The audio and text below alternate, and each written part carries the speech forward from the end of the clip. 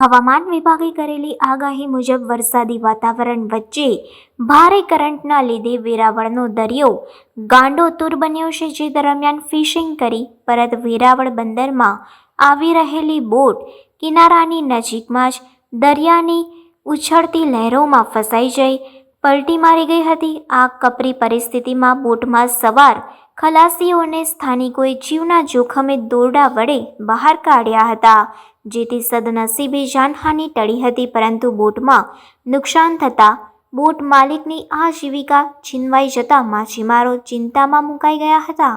હવામાન વિભાગે કરેલી આગાહી મુજબ ગીર સોમનાથ જિલ્લામાં વરસાદી માહોલ છવાયેલો છે, તો આ સાથે જિલ્લાના અરબી સમુદ્રમાં પણ ભારે કરંટ જોવા મળી રહ્યો છે। ત્યારે તંત્રની સૂચના મુજબ વેરાવળ સોમનાથના દરિયામાં ફિશિંગ કરી રહેલી બોટોને બંદરમાં પરત ફરવા અથવા નજીકના બંદરોમાં લાંગરી દેવા આદેશ કરવામાં આવ્યો હતો, જે મુજબ વેરાવળના મનસુખભાઈ પ્રેમજીભાઈ ડાલકીની અશ્વિની સાગર નામની ફિશિંગ બોટ વેરાવળ બંદરમાં પરત આવી રહી હતી।